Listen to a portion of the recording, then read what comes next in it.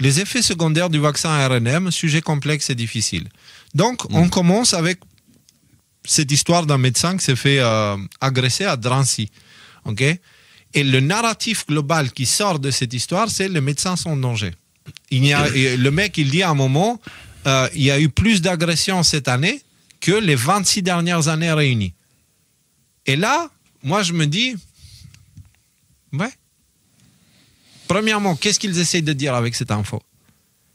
Tu vois, que les médecins sont agressés, donc les médecins devraient faire attention et que machin, et que le public machin. Mais derrière, qu'est-ce qu'ils font dans la même période? Le Figaro qui te dit les grands perdants du vaccin Covid qui luttent pour la reconnaissance des faits indésirables. Donc on commence à ouvrir le dossier des effets secondaires. Qui a poussé les gens?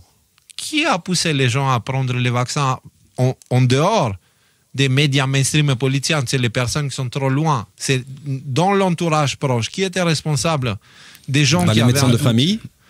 Ouais. Et médecins de famille là, et la télé sur le plateau. Ouais. Et la télévision. Là, et les hôpitaux à fond. Tout ce qui est médias, quoi. Hôpitaux et médecins. Non, pas les médias, Rudy, parce que les médias, c'est des personnes lointaines. Moi, je te parle dans l'entourage proche. Dans l'entourage proche, ils sont lointains, mais ils sont dans le salon des gens, genre tous les soirs. Non, oui, mais ils n'ont pas accès. Il va pas. L'autre, s'il frappe la télé, ça va pas toucher le médecin de ce point de vue-là, si oui, d'accord, oui, ok. Je te parle de contact direct. Je comprends la nuance. Et contact direct, moi, je l'ai eu même dans ma famille. Ils vont voir ma mère qui va voir le médecin, et le médecin lui dit, ouais, mais vous savez, il faut que vous fassiez vacciner parce que vous. Et ma mère qui lui dit, écoute, non, merci, laisse-moi tranquille, je t'ai rien demandé. Est-ce que je vais bien au niveau de la santé? Ouais, alors laisse-moi tranquille, tchuss. Et elle est partie. Donc, et des médecins comme ça, il y en a eu un paquet, okay, qui ont poussé des gens. Et tu avais des gens qui hésitaient de faire vacciner leurs enfants parce qu'ils ne voyaient pas le bénéfice, qu'ils sont allés demander le médecin de famille. Et le médecin leur a dit, oui, faites-le vacciner.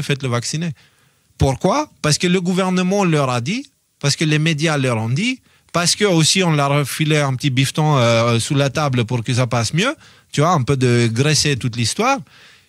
Mais les gens, ils aussi, sont pas en ça contact c'est la carotte. Hein. Il y avait aussi le bâton. Il y avait aussi que les médecins qui ont ouvert leur gueule en disant non, vous faites pas vacciner, se sont fait ruiner leur carrière et tout ça. Donc et maintenant, qu'est-ce qu'ils cherchent à faire avec cette histoire de médecin qui s'est fait agresser au même moment où ils commencent à parler des effets secondaires? Ils cherchent à tourner les gens contre les médecins.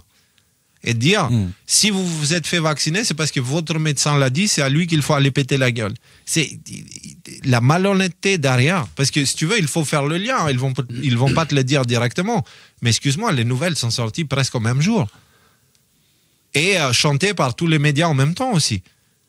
Donc ça veut dire, ils te disent quoi? Il y a effet secondaire vaccin, médecin qui se fait péter la gueule. Et dans le subconscient des gens, le lien se fait assez vite en fait. Et donc là, surtout quand il te dit... Si on prend un peu de recul, on voit à quel point ce système a aucun problème à jeter sous les roues du camion leurs alliés d'hier, en fait.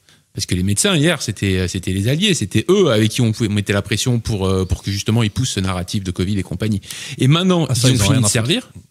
Ils en ont rien à foutre et il a frisé non, il a pas frisé. Et il les jette sous les roues du bus, comme ça. Et donc, en fait, ça, par rapport à ce dont on parlait tout à l'heure, les fact-checkers et compagnie, et par rapport à tous ceux qui ont collaboré avec ce système, que ce soit, alors, il y en a beaucoup qui l'ont fait de manière inconsciente.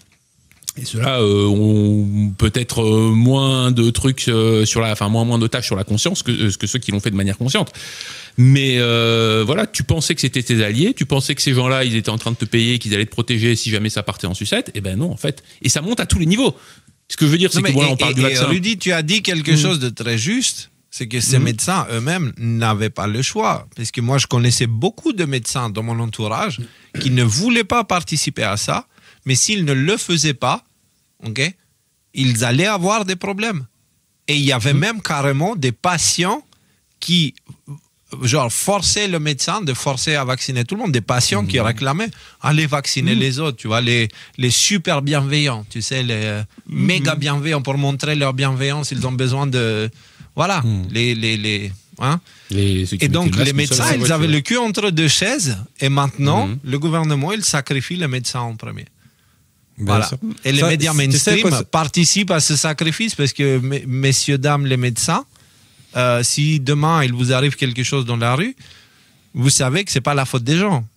Vous savez que c'est pas la faute des gens, vous savez aussi que peut-être ce n'est pas de votre faute.